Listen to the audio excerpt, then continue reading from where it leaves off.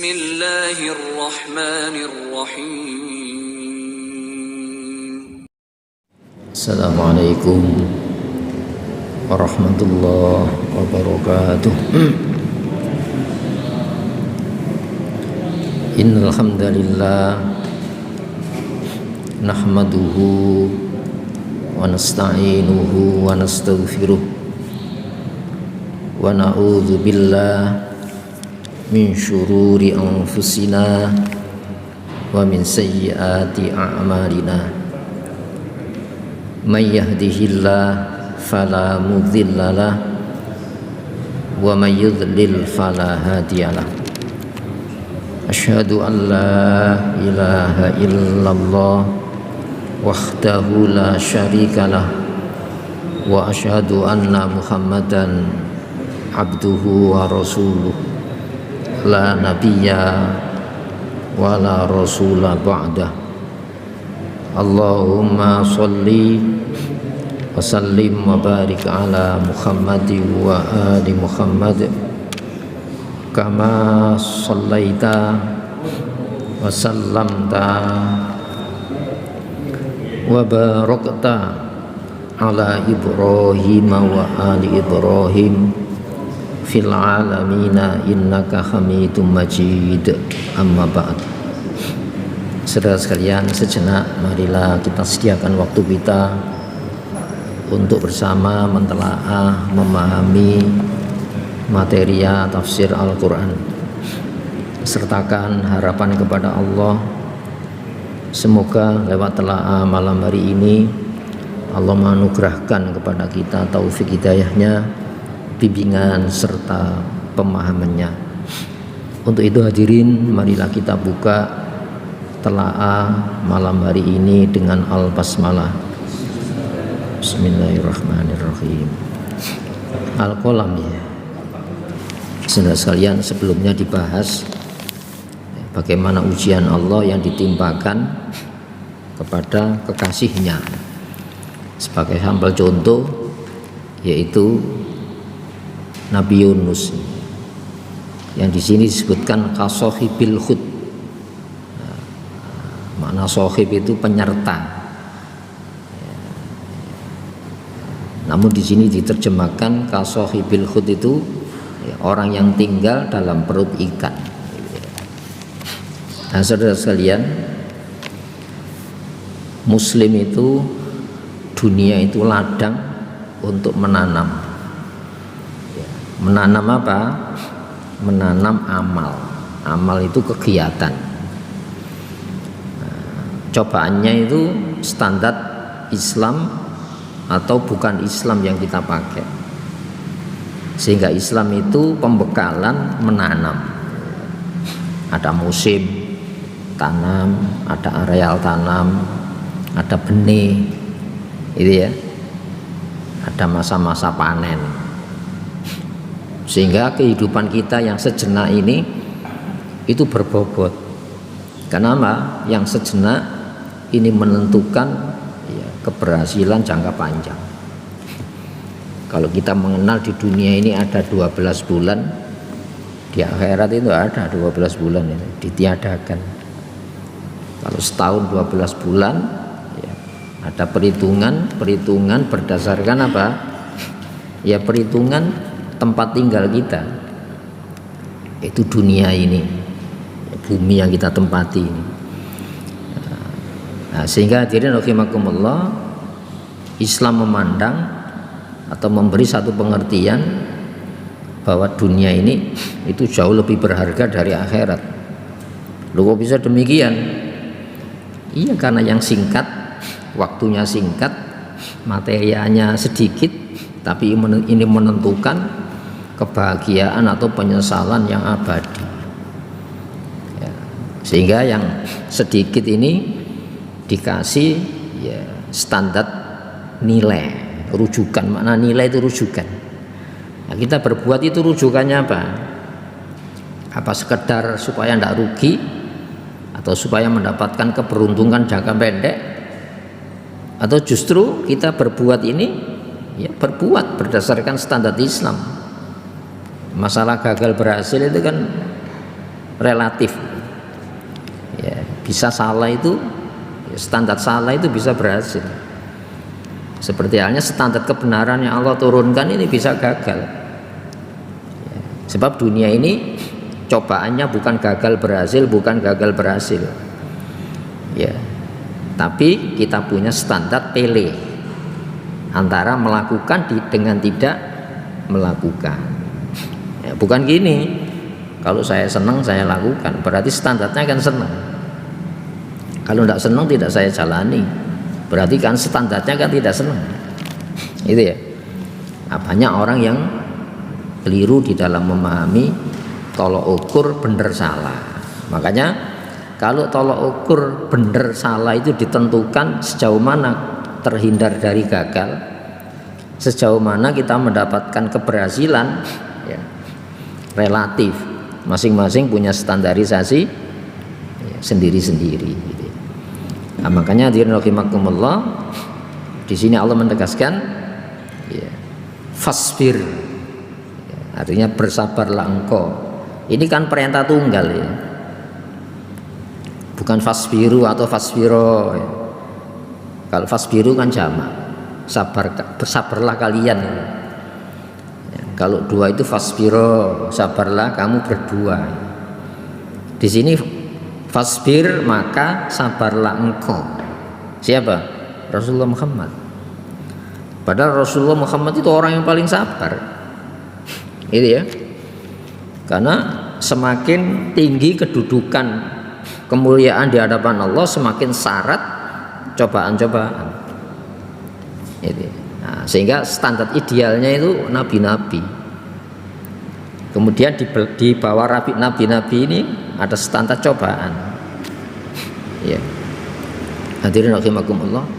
Nah, sehingga kalau Rasulullah saja diperintah sabar, itu ya, siapa kita ini? Itu. Nah, sabar itu untuk apa kan itu kan? Bukan sabar meraih keberhasilan. Sabar supaya terhindar gagal. Ya, itu. Berarti apa? Tolok ukurnya kan supaya berhasil, supaya tidak gagal. Itu ya. Enggak, li. Ya. Buat hukmi rabbika, hukum ini ketentuan. Ketentuan apa? Hukum rabbika, pengaturmu, pencipta, pemilikmu Muhammad. Ya. Kita kan punya Rabb. Kul, tegaskan, a'udzu, aku berlindung ya dari gagal.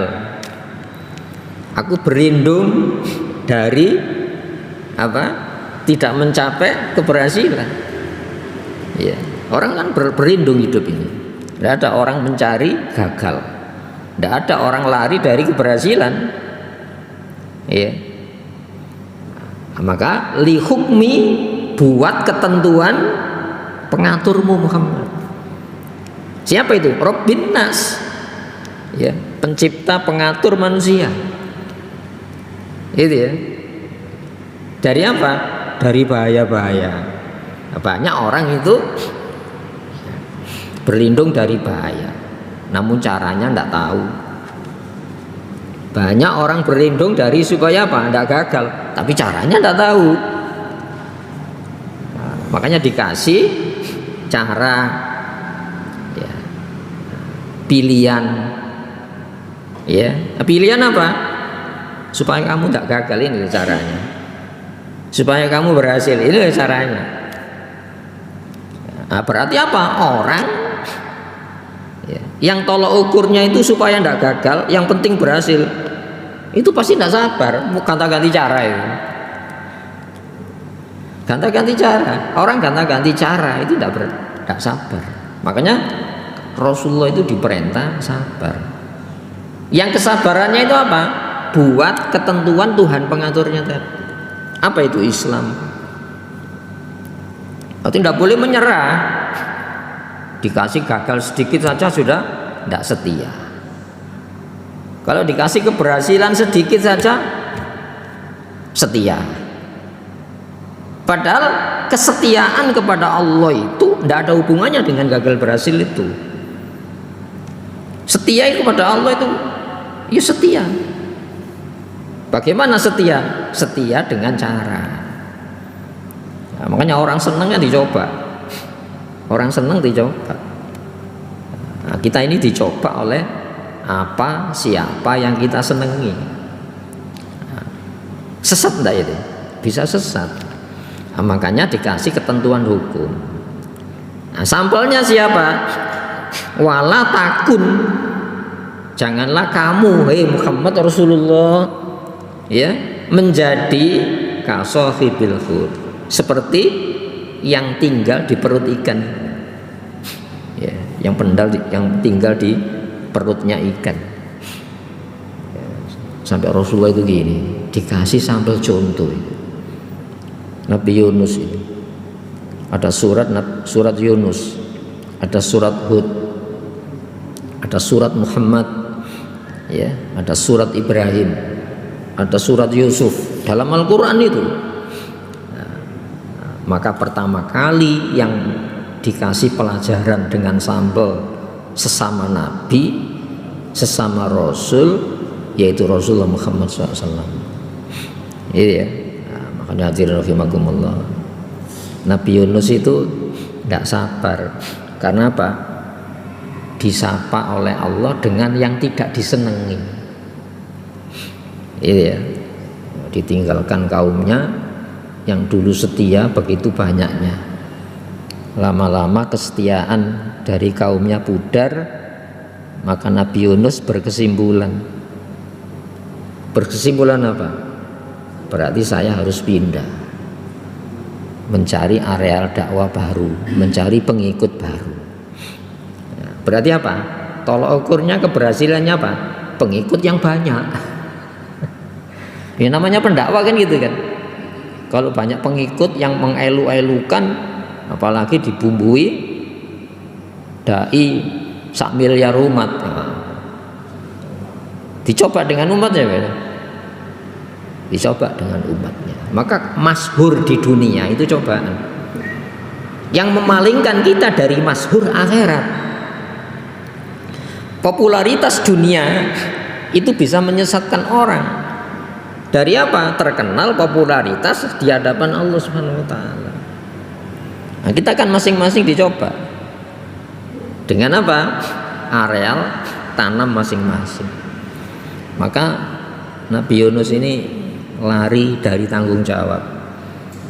Nah, kalau maunya militer itu disersi, meninggalkan kesatuannya, diburu, tidak boleh militer kok lari, ya.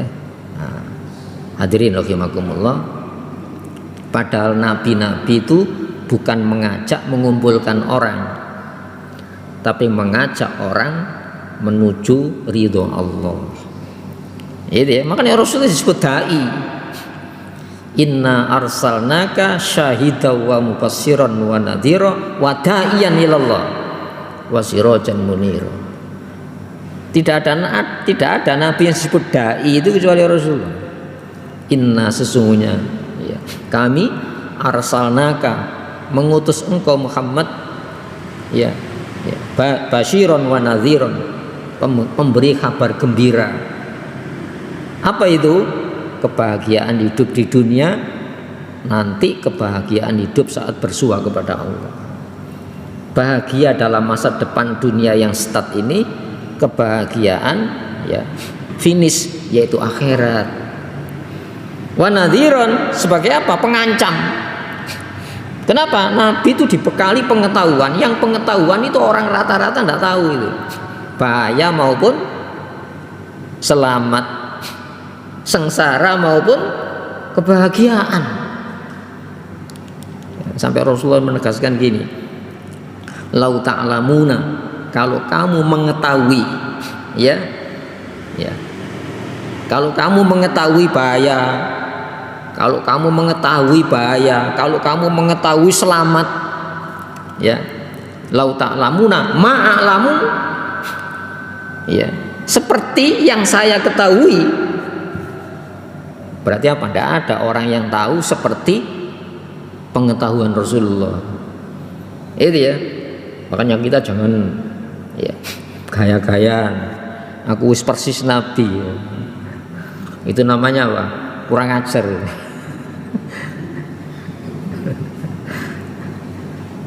Rasulullah mengatakan itu, lau ta'lamuna ma a'lamu, kalau kamu tahu persis apalagi ngungguli. Itu ya.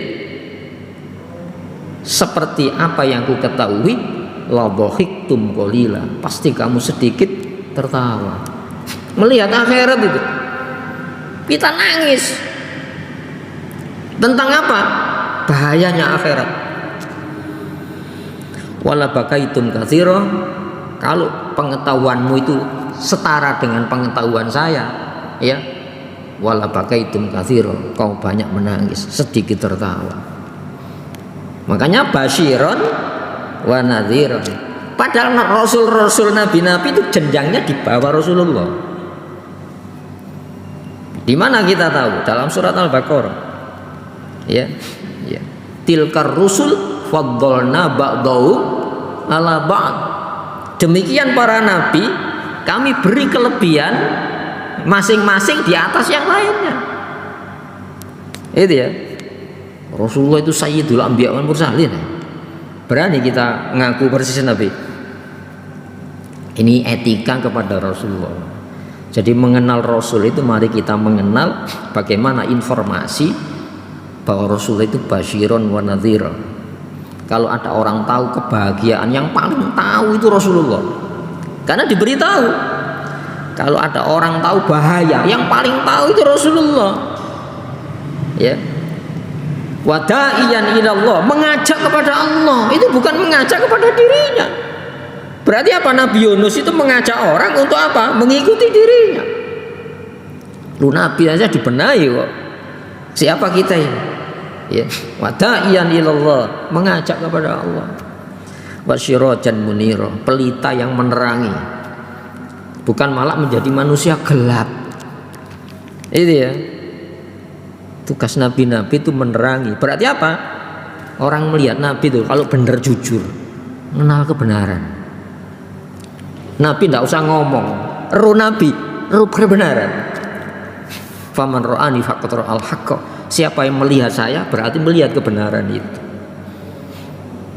Itu Rasulullah. Sirajan munira itu pelita yang menerangi, bukan malah jadi gelap. Kenapa? Dia bukan muniro, bukan sirojan. Oh, ndak punya siroj sengaja. Apalagi ndak muniro. Nah, di sini hadirin rahimakumullah, maka si Nabi Yunus ini lari. Kenapa? Harapannya, ya, orang sudah ndak mau kepada saya. Ya, lalu disimpulkan, ya, apa? Sudah ndak ada jalan keluar.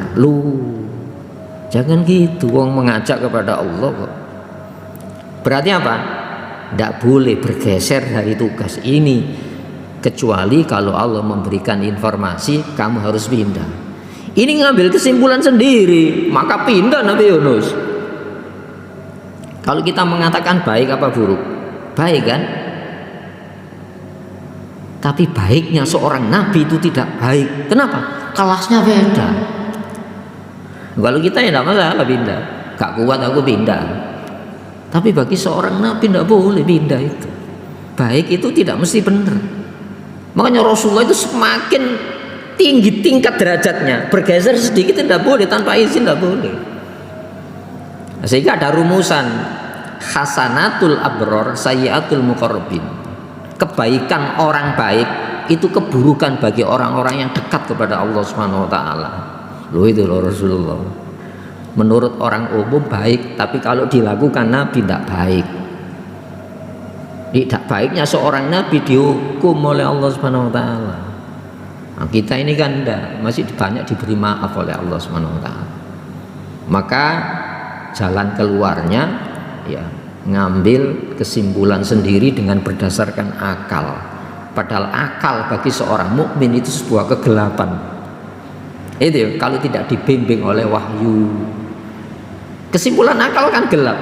Bagi orang kafir akal itu sebetulnya cahaya. Kenapa? Akal itu bisa berkesimpulan jujur, tapi bisa digeser oleh nafsu. Makanya Allahu waliyul ladzina amanu yukhrijuhum minadh-dhulumati ilan nur. Allah itu pelindung penolong orang mukmin yang mengeluarkan dari berbagai macam kegelapan, kesimpulan pendengaran, kesimpulan mata, kesimpulan dari yang kita alami itu bisa kita sesat menyimpulkan. Maka dibimbing oleh Allah Subhanahu wa taala, maka ketemu masalah baru. Walaupun dengan modal dia baik, orang mengenal Nabi Yunus baik, tidak tega kalau seorang yang baik ini dilempar ke lautan. Untuk apa? Supaya kapal yang ditumpangi ini tak tenggelam. Maka harus ada pengurangan satu penumpang. Lalu siapa yang mau? Jangan Nabi Yunus. Oh, tidak adil kalau gitu. Loh, kalau supaya ya diundi saja. Ya, diundi sampai 3 kali Nabi Yunus yang kena. Tambah susah benda. Oh, jangan diundi lagi. Masa Allah ketemu kecemasan. Satu kegelapan, lari dari kegelapan tanpa petunjuk Allah, ketemu 3 kegelapan. Diundi kan cemas ya. Dengan dipaksa 3 kali diundi, dilempar Nabi Yunus. Ya kalau sudah mati enak, dilempar kan mati. Ditelan oleh ikan ada. Hidup di dalam perut ikan. Ayo tambah sumpek deh. Ayo ini. Makanya itu contoh bagi Rasulullah.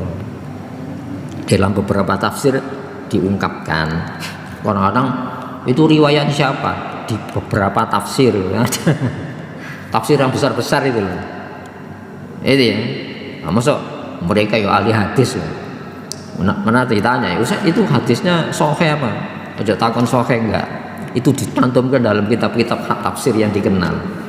Itu ya.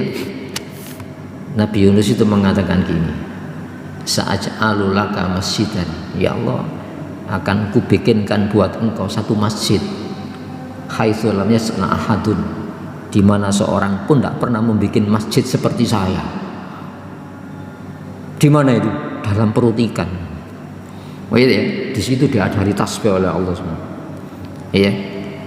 Sehingga cahaya itu hidup ya, di saat di dalam dasar kegelapan pikir. Makanya zikir itu cahaya. Az-zikrun nur. Zikir itu cahaya. Nah, kalau saya anjurkan kitab di Al-Maksurat ya, itu maksur yang disusun oleh Imam Hasan Banna. Kalau Imam Al-Ghazali dalam Hidayatul Hidayah itu ada wirid-wirid Imam Al-Ghazali. Itu dasarnya hadisnya ada. Ada dalam kitab Al-Adhkar yang disusun Imam An-Nawawi, zikir-zikir. Iya. Al-zikrun nur, zikir itu cahaya ya, dibaca. Kenapa? Itu konsumsi penerang batin. Baca Quran itu ya, itu termasuk melebihi zikir. Itu ya, hadirin rahimakumullah, zikirnya diajari oleh Allah justru di saat manusia muslim ini di dalam jalannya. Kalau kita di jalan Allah meskipun keliru tetap diajari Allah. La ilaha illa anta subhanaka inni kuntu minadh dhalimin. Saya termasuk orang-orang zalim ya Allah. Saya lari dari tugas saya tanpa instruksi. Itu ya. Maka dia sujud di dalam perut ikan. Itu ya. Makanya Rasulullah mengatakan gini, la aqulu ana khair min Yunus ibni Matta. Saya tidak pernah mengatakan, termasuk di dalam batinnya Nabi, aku lebih baik daripada Yunus. Loh kenapa ya Rasulullah? Wa ana fis sama. Saya pernah sujud di aras sana. Itu ya. Sedangkan Yunus sujud di relung laut yang paling dalam di dalam perut ikan. Loh Rasulullah itu gak sombong kayak ngono. Itu ya. Saya tidak pernah mengatakan saya lebih baik daripada Yunus. Kenapa? Seorang manusia yang sujud di dalam jurang laut yang paling dalam, itu pun di dalam kegelapan. Saya sujud di atas cahaya sana itu Rasulullah Muhammad SAW. Loh kalau Rasulullah dikasih pelajaran semacam ini, siapa kita ini? Itu ya.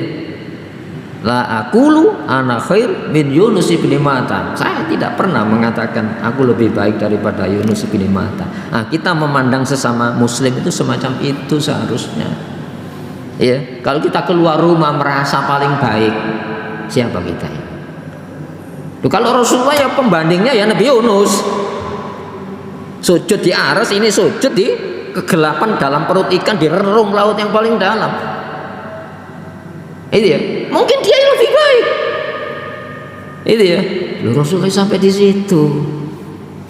Nah, di sini hadirin rahimakumullah,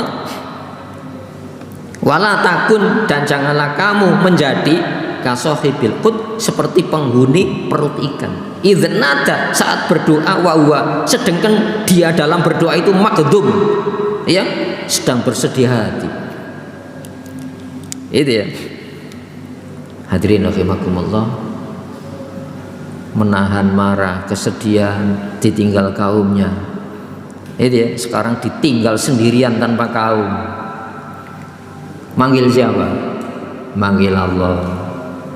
Jangan sampai kita memanggil-manggil Allah justru saat kita sendirian, justru dengan orang-orang yang banyak itu kita memanggil Allah. Tapi Rasulullah SAW mengingat Allah dalam segala kondisinya. Karena Rasulullah yadhkurullah ala kulli ahyani. Nabi itu mengingat Allah dalam segala kondisi. Nabi Yunus mengingat Allah dalam kondisi di relung kesedihannya itu. Itu ya. Hadirin rahimakumullah, ini tolak ukur kutub Nabi Yunus apa kutub Rasulullah. Nah, kita itu antara dua ini. Antara dua ini. Ya, banyak orang-orang mengingat Allah di dalam kondisi kesedihannya.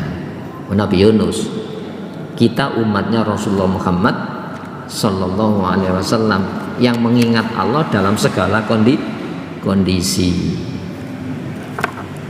Laula, ya, kalau tidak antadarokahu, ya, dia dapatkan nikmatun mir rabbihi, nikmat dari Tuhannya. Nikmat apa ini?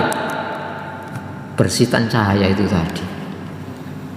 Nah, kalau kita mendapatkan cahaya dari Allah, kesedihan puluhan tahun itu hilang. Tapi kalau cahaya dari Allah itu dicabut, itu ya, hidup ini akan jadi gelap. Itu ya, hidup ini akan jadi gelap. Makanya kita jangan jauh-jauh dari Allah Subhanahu wa taala. Di dalam perintah Allah yang kita jalani, disalah menciptakan cahaya-cahaya di dalam kehidupan kita. Di dalam perintah yang kita jalani ada cahaya. Larangan yang kita jalani kegelapan. Dijamin pasti. Gak percaya lakonono. Sendiri-sendiri rombongan ya oleh. Sak negara oleh. Hadirin rahimakumullah, maka Allah itu rahmat kepada kita ini.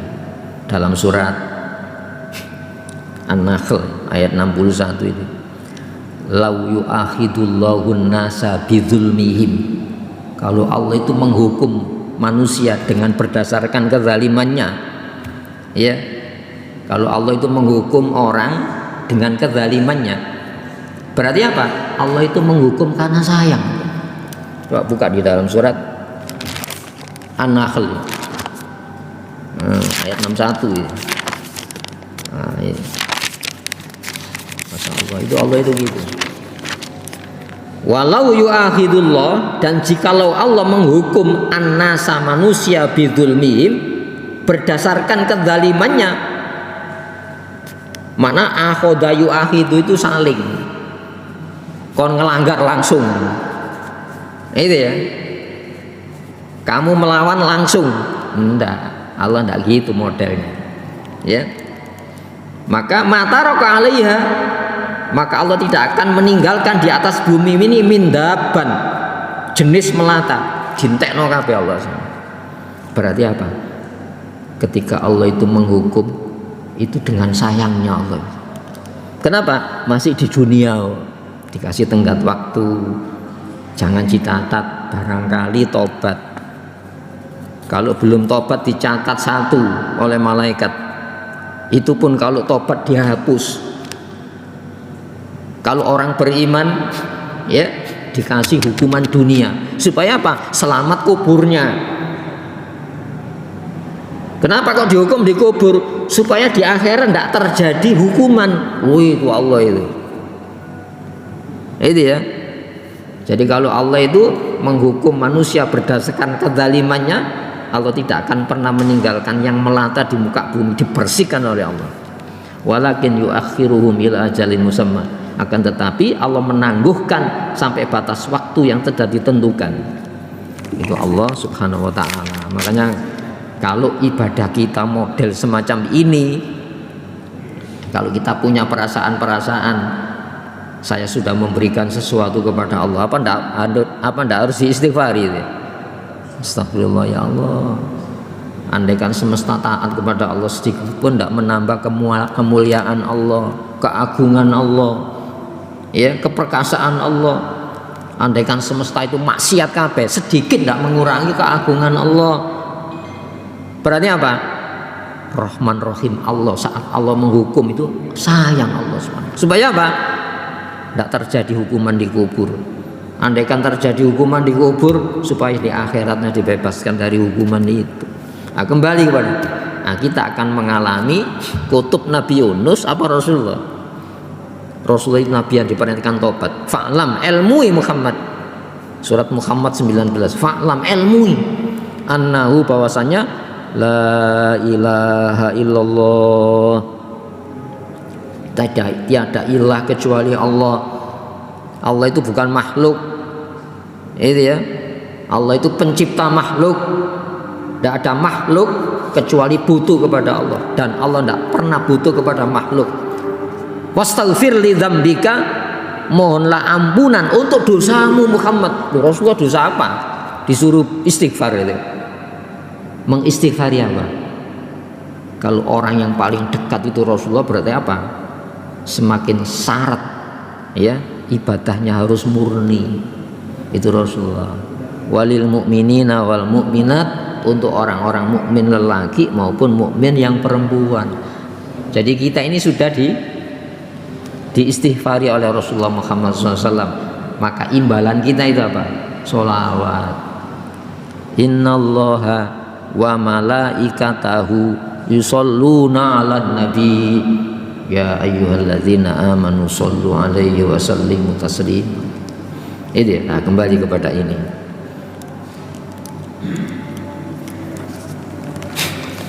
Jadi andaikan dia tidak mendapatkan nikmat apa itu? Dibimbing, diperhatikan.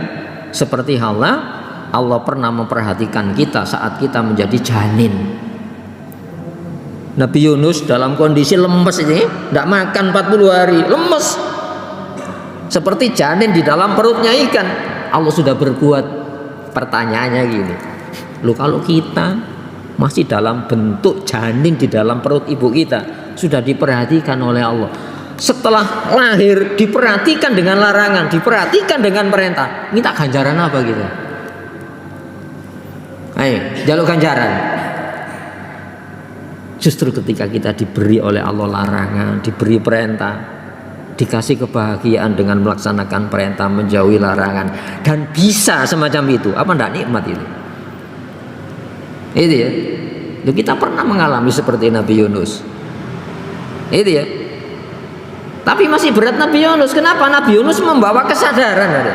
Di dalam perut ikan kesadaran hidup. Kita di dalam perut ibu tidak punya kesadaran saya. Lebih menderita mana? Nah itu ya. Masya Allah, Nabi Yunus menderita. Maka lana bidza, lanu bidza, pastilah dicampakkan bilarok di tanah tandus wa huwa madmum, dalam kondisi tercela. Akhirnya apa? Nabi yang pernah mengalami proses itu ya, kelahiran 2 kali, itu Nabi Yunus. Kita kan sekali saja dari rahim ibu. Nabi Yunus dari rahim ibu, ini dari perut ikan. Masya Allah, Allah itu perhatian kepada orang mukmin itu ya.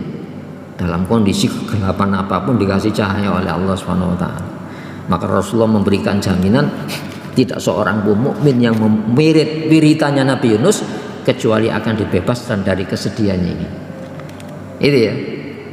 Hadirin rahimakumullah. Maka Nabi Yunus waktu itu ya dalam kondisi seperti janin itu ya, tidak bisa makan. Ada beberapa tafsir mengatakan di situ ditumbuhkan buah labu. Itu ya. Lalu datang seekor kijang yang nyusui Nabi Yunus. Masya Allah, itu perlakuan Allah kepada kekasihnya.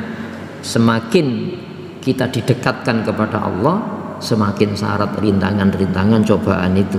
maka sangka baik. Ya, seorang mukmin harus sangka baik. Ketika sedih, ya Allah jadikan kesedihan saya ini penghapus dosa. Jadikan kesedihan saya ini mengangkat derajat iman saya di hadapan Engkau ya Allah.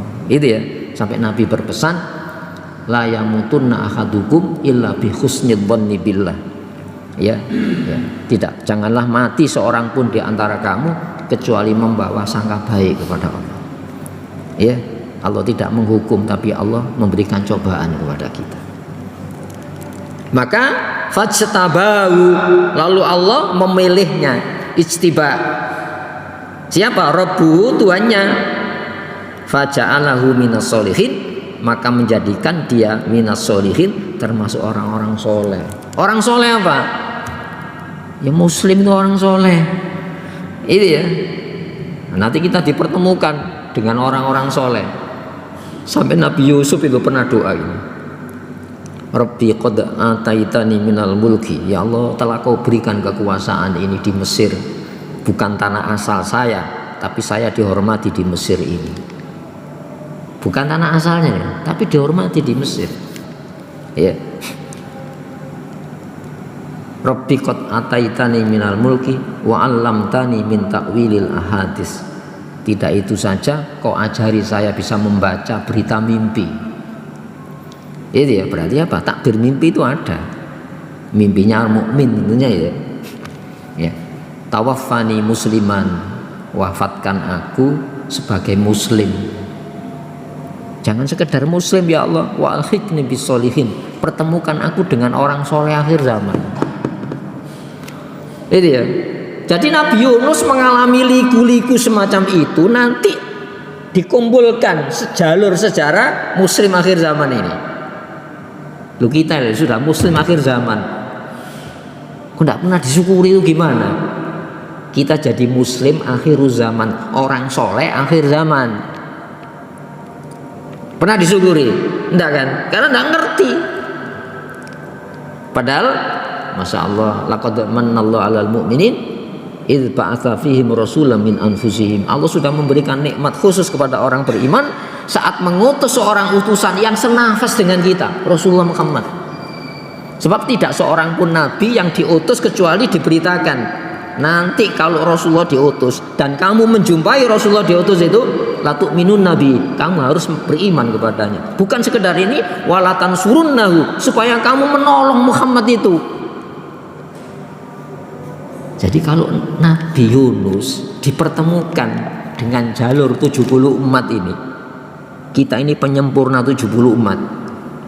Nah, Nabi Yunus termasuk yang 70 umat itu ya. Nah, kita ini antum tutimuna sab'ina ummatan wa antum khairuha. Kamu penyempurna 70 umat dan kamu sebaik-baik umat yang 70 itu. Jangan jadi Yahudi keluar dari 70. Jadi Nasoro keluar dari 70. Ideologi hari ini yang keluar dari Islam jadi 73 itu zaman Nabi. Yahudi, Nasoro ditambah agama-agama karangan hari ini banyak ya. Masya Allah, Nabi Yunus ini dipilih dan dijadikan termasuk orang-orang soleh ya, yang dalam kesejarahannya 70 umat Islam semenjak Nabi Adam sampai Rasulullah akhir zaman itu 70 umat ya. Sudah saya. Semoga cerita-cerita di dalam Al-Quran ini menjadi sebuah dorongan kita untuk sabar di dalam meniti jalan Islam. Harapan kita semoga kita ini termasuk orang-orang soleh. Allahumma sholli wa sallim wa barik ala Muhammad wa ala ali Muhammad. Walhamdulillah rabbil alamin. Rabbana zalamna anfusana wa illam taghfir lana tarhamna lanakunanna minal khasirin. Rabbana la tu'akhidna in nasina aw akhtana. Rabbana wa la tahmil alaina isran kama hamaltahu 'alal ladzina min qablina. Rabbana wa la tuhammilna ma la taqata lana bih wa'fu 'anna waghfir lana warhamna anta maulana wansurna 'alal qaumil kafirin.